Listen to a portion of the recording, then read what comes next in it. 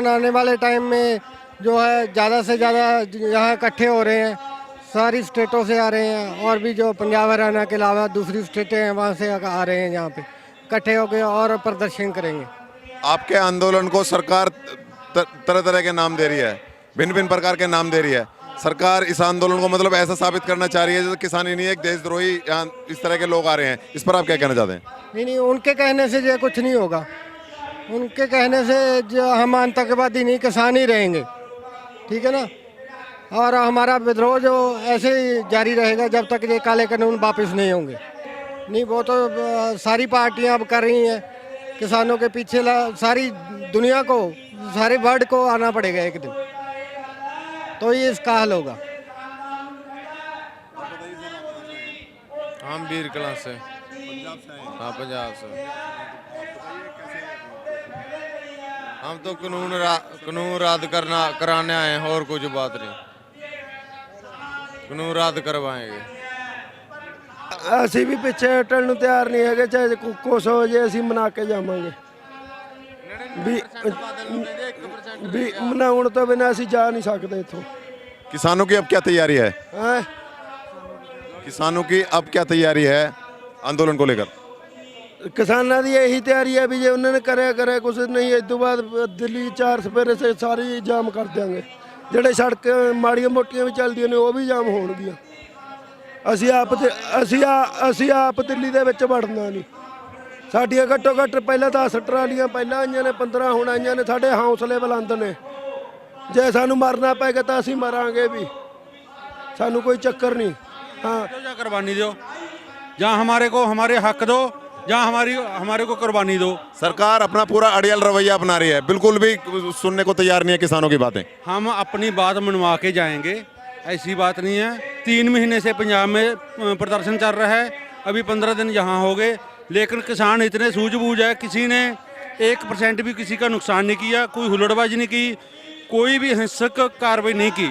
किसान अपना हक अभी हिंसा से लेंगे। भाजपा के एक सांसद हैं प्रज्ञा ठाकुर, उन्होंने बोला है कि जो किसान बैठे हुए हैं देश विरोधी किसान हैं, जो सड़कों को घेर कर बैठे हुए हैं।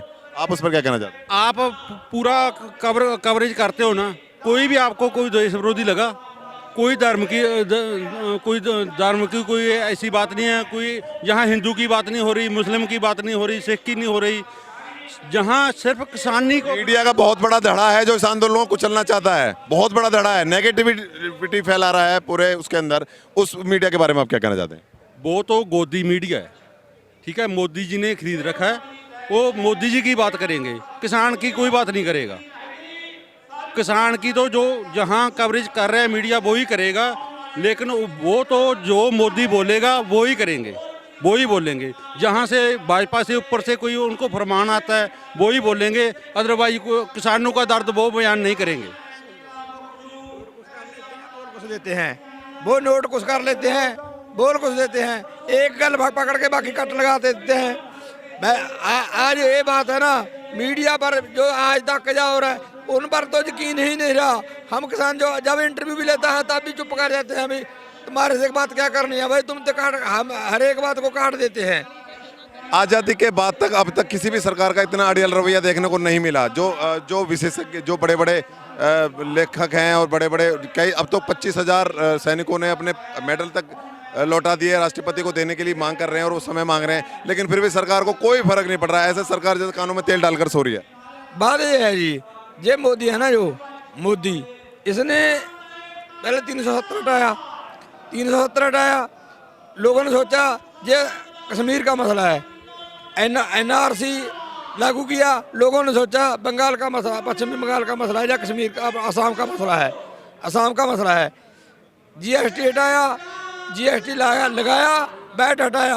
लोगों ने सोचा ये तो बिजनेसमैनों का मसला है। जो कि हर एक स्टेट के अधिकार पर छापा था, लोगों को ठूठा बढ़ा दिया स्टेटों को। अब किसान के हाथ में ठूठा बढ़ाना चाहता है, कारपोरेट को जमीन सौंपकर किसान को मंगता बनाना चाहता है, मजदूर बनाना चाहता है। अब मजदूर उनके खेत में काम करें और किसान की जमीन हड़पने की तैयारी में है।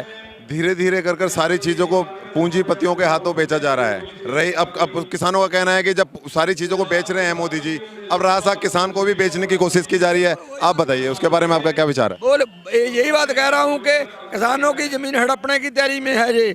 जैसे पहले पैसे बैंकों में हैं, बैंकों के पैसे लेकर भाग रहे हैं, उन पर इनकी दोगली नीति है। किसानों का कर्ज नहीं माफ हो सकता है ना इनसे, लो कारपोरेट उसका माफ जब भी कोई बात होती है तब माफ कर देता है, जब भी कोई कहता है इतना माफ कर दो तभी माफ कर देता है। उनसे कुछ नहीं पूछता, मान लिया फलाना फलाना पत्नी कौन से कितने हैं। अब तो ये भी खुलासा हो चुका है कि इस बिल को लेकर सरकार की तैयारी पिछले 1 साल से हो रही थी। बड़े बड़े स्टोरीज बनाए जा रहे थे, पूंजीपति कंपनियां पहले से इसकी तैयारी कर रही थी। क्या मैं 2 साल 3 साल पहले से इन्होंने तैयारी कर ली थी, साइलो बना लिए थे, बड़े रोड साइलो बना लिए थे। साइलो मोगा में बना हुआ है, एक साजली में बना हुआ है, इसी तरह सारे हिंदुस्तान में ये साइलो बनाकर, क्योंकि इन्होंने जमीन कारपोरेट है ना। मोदी खुद, मैं ये नहीं कहता कि कारपोरेटों को, खुद मोदी भी कारपोरेट है, मोदी खुद बिजनेसमैन है। जब बिजनेसमैन है तो बिजनेस अपना बिजनेस ही करेगा। किसानों की जमीनों को हड़प कर जैसे कोई समझौता होता है, पंजाब का किसान ही है, पंजाब के किसान की फसल यहाँ से खरीद के भावनगर जाती है, भावनगर से ईरान जाती है, क्यों नहीं सीधा क्यों नहीं जा सकती? सीधा 700-800 किलोमीटर पड़ता है, पहले घुमा कर बेचते हैं, जो घुमा कर बेचते हैं सीधा रास्ता व्यापार का क्यों नहीं खुल सकता? ये सीधा रास्ता व्यापार का खुल जाए तो लोगों को जो ट्रांसपोर्ट का खर्चा बढ़ता है वो किसान को मुनाफा ना मिलेगा, पर नहीं है, ये नहीं जाता। ये जाता है आपके जो गुजराती व्यापारियों को लाभ बचाना चाहता है। इस कड़कड़ाती ठंड में 19 दिन बीत चुके हैं। कड़कड़ाती ठंड में किसान सड़कों पर बीचों बीच बैठा हुआ है। अब किसान क्या स्टैंड लेने वाले हैं? आज सारे किसान एक दिन का उपवास की घोषणा की है। दिल्ली के मुख्यमंत्री भी आज एक दिन का उपवास कर रहे हैं और सारी विपक्षी पार्टियां अनशन कर रही हैं। तो इससे जो सरकार है, आपको क्या लगता है उस पर कोई दबाव बन पाएगा? सरकार है ना जो, इनको दबाव में आना कि इनको मानना ही पड़ेगा, क्योंकि हम मर जाएंगे, झुकेंगे नहीं, मर जाएंगे। शांतिपूर्ण ढंग से धरना प्रदर्शन दिल्ली को घेरेंगे, जो भी कुछ हुआ शांतिपूर्ण ढंग से करेंगे और ये बिल रद्द कराएंगे। 1-3 बिल नहीं, 4 बिल। जो एक बिजली एक्ट आ रहा है उनके विरुद्ध भी हैं हम, क्योंकि जो बिजली एक्ट है वो भी स्टेटों पर छापा है, केंद्रीकरण किया जा रहा है बिजली बोर्डों का। बिजली बोर्ड का केंद्रीकरण करके हर एक स्टेटों के अधिकार केंद्रीकरण करना चाहता है, हर एक मसले को।